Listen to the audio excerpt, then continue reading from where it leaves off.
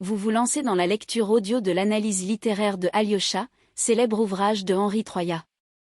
Au fil de cette lecture, vous découvrirez dans un premier temps une brève mise en contexte de l'œuvre et son auteur. Ensuite, un résumé de l'ouvrage vous sera exposé, suivi d'une analyse des personnages et des points clés du roman.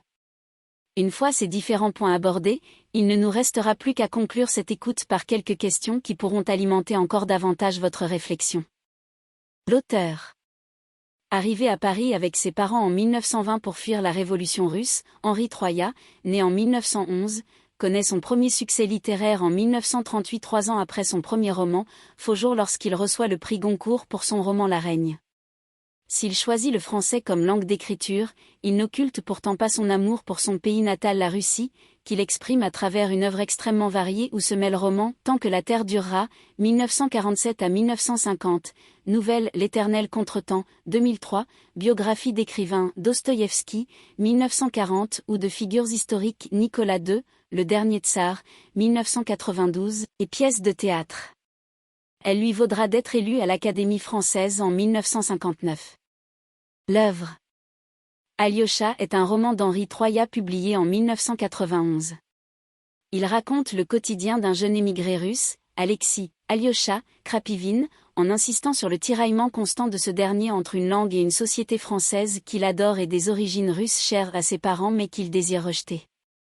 Perdu entre ces deux cultures qui constituent un frein à son intégration, il finira par trouver un équilibre à travers l'amitié qu'il nourra avec Thierry Gozlin, adolescent rejeté à cause de son infirmité, et leur amour commun pour la littérature. Subtil mélange de faits réels probablement inspirés de la vie de l'écrivain et d'éléments fictionnels, Alyosha est un récit qui célèbre la langue française, sa littérature, l'amitié et surtout la richesse que peut constituer la différence. Résumé. La composition de français, genèse d'une amitié. Quand son professeur de français lui annonce qu'il a obtenu la 2e place à l'exercice de composition, Alexis Krapivine, rempli de fierté, s'empresse d'annoncer la nouvelle à ses parents, Georges Pavlovitch et Elena Fedorovna. Mais cette réussite ne les émeut pas autant que le petit garçon l'avait escompté. Elle est en réalité totalement éclipsée par la mort de Lénine, qui fait renaître chez son père et sa mère l'espoir de retourner dans leur Russie natale et ainsi de quitter la précarité que leur confère leur statut d'émigré en France.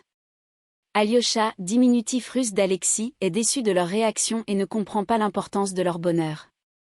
À l'école, sa performance est encensée par Thierry Gozlin, l'éternel premier de classe, grand lecteur de littérature française.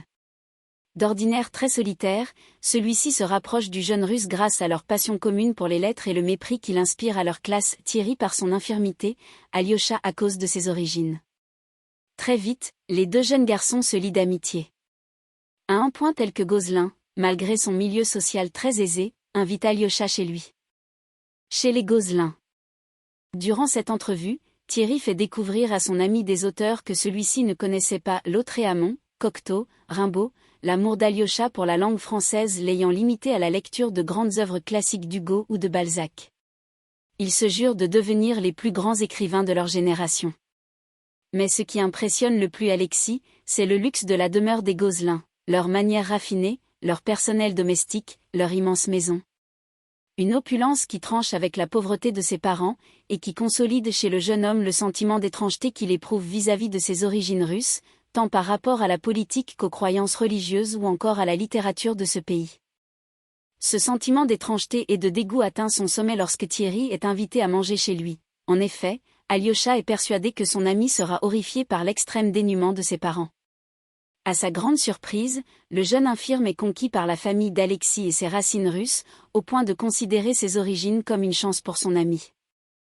Un jour, alors que les deux jeunes garçons visitent le Louvre, Alexis est fasciné par le nu de la source d'Ingres.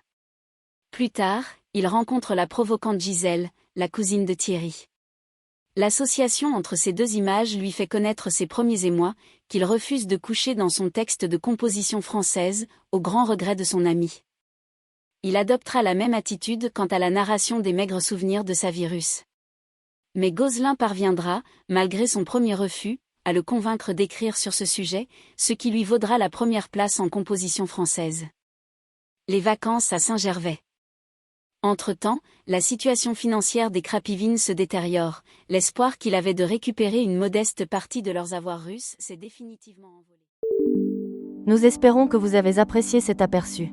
Pour continuer à écouter ce livre audio sur Google Play Livres, utilisez le lien dans la description de la vidéo.